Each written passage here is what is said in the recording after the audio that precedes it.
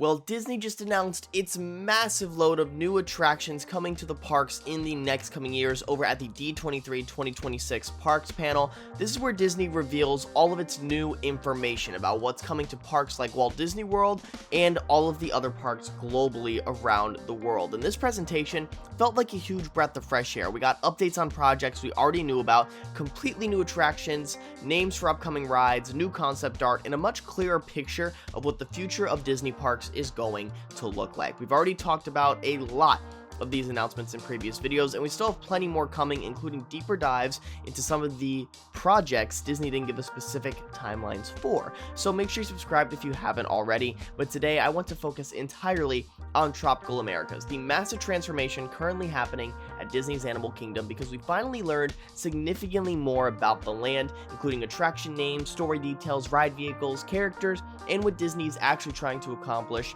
with this replacement for DinoLand U.S.A. And I do have to say, the more I see of this land, the more excited I'm becoming. Tropical Americas is officially replacing DinoLand U.S.A, and one thing I do appreciate about this project is that Disney is replacing all three of DinoLand's major attractions. Triceratops Spin is getting a replacement, the former Primeval Whirl is finally being utilized again with a brand new attraction, and of course Dinosaur is transitioning to Indiana Jones. That being said, this also brings up one of my biggest problems with Disney's approach to Animal Kingdom over the past decade. I really wish Disney would add capacity instead of constantly replacing it. Animal Kingdom desperately needs more attractions. Pandora opened in 2017, and since then, basically everything significant added to Animal Kingdom has involved replacing or reworking something that already existed. And now that DinoLand is closed, you can really feel it. Animal Kingdom currently feels extremely limited when it comes to ride capacity. There are now many attractions operating throughout the park, and without Dinosaur,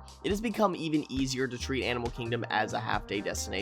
Tropical Americas will absolutely help this status. I think once everything is open, Animal Kingdom will feel much closer to being a full-day park again, but even after this opens, I still think Disney needs to look at actual expansion rather than continuing to replace existing capacity. Either way, let's go through Tropical Americas from smallest to biggest, because Disney finally gave us some major details. Starting with the smallest attraction, we have the brand new carousel replacing Triceratops Spin, named El Carousel de los Animalitos.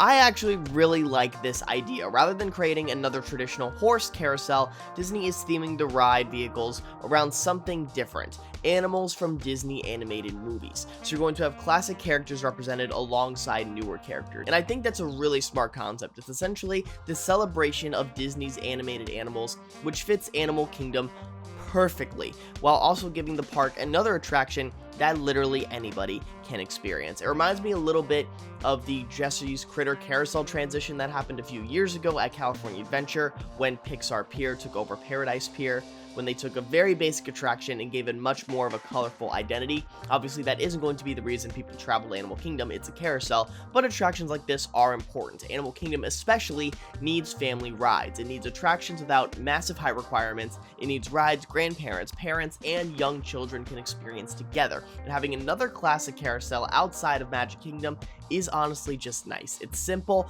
but I think it's a very smart supporting attraction for Tropical Americas. Then we get to the first major headliner, the new Encanto attraction, and this is probably the ride I have changed my opinion on the most. When Tropical Americas was initially announced, I was pretty skeptical about Encanto coming to Animal Kingdom. I love Encanto, but I wasn't convinced it really belonged in this park. Animal Kingdom has always had this strong connection to animals, nature, exploration, and conservation.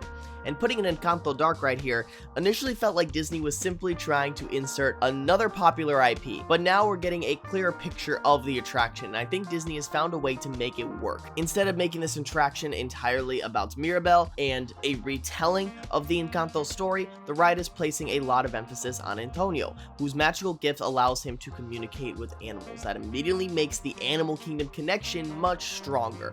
Disney also revealed more information about the attraction story and ride vehicles, and I have to say, the vehicles themselves look gorgeous. They're very colorful, detailed, and extremely unique. They look exactly like something that belongs inside the world of Encanto. And we also finally have the attraction name, Antonio's Fiesta de Encanto. Personally, I think the name could have been a little better.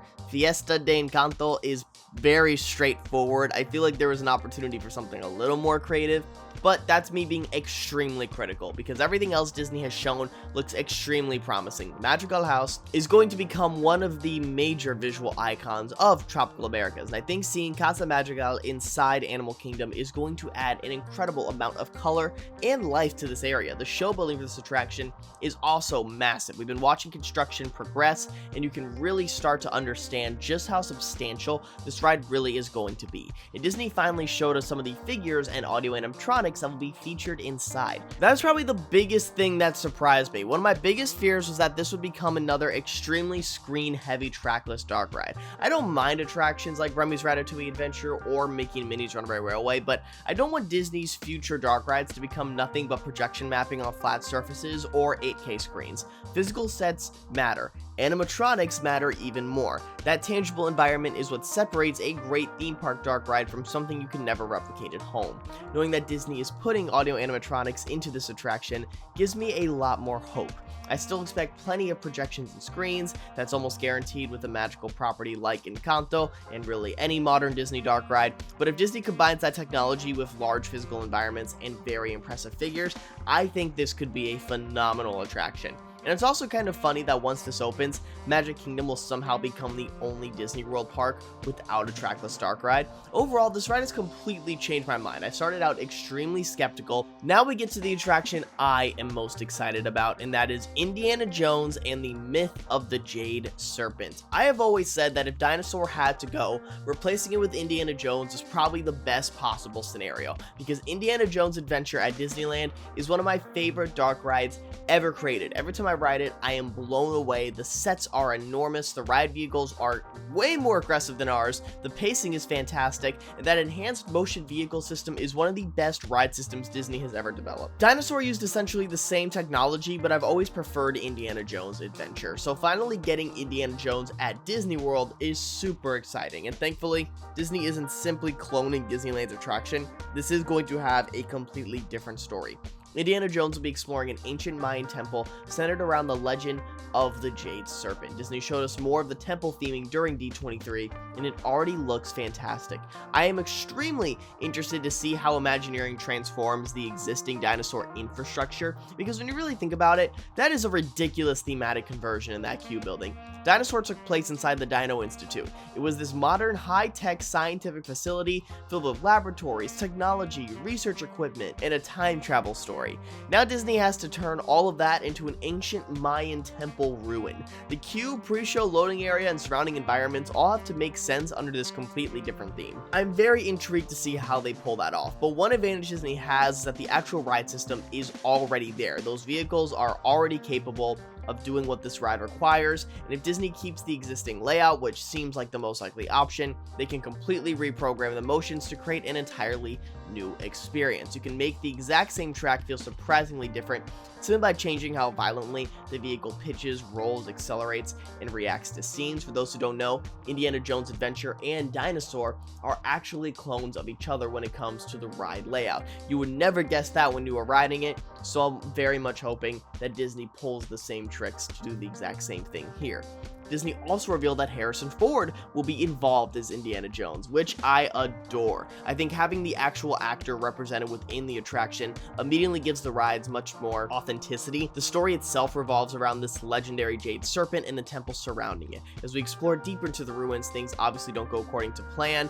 Indiana Jones unlocks the portal that enters the temple with the Jade Serpent, and now we are going to be escaping alongside Indiana Jones. That's exactly what I want from an attraction like this. Adventure, mystery, danger, ancient temples, supernatural artifacts, and a ride vehicle throwing you around while everything goes wrong. I really miss Dinosaur. It was one of my favorite rides at Animal Kingdom, and losing it genuinely hurt the park's current lineup, but knowing that something like this is eventually taking its place makes that loss a little easier. But now comes the big question. When is all of this actually going to open? Disney surprisingly did not give us a firm opening date or timeline during the presentation, so everything from this point forward is purely my speculation, which I'm very surprised about because that was one thing I was expecting going in. But I still think Tropical Americas has a strong chance of being the first major Disney World project to open from this current wave. Construction has already been moving incredibly quickly, and unlike something like Villain's Land, Disney isn't starting completely from scratch everywhere.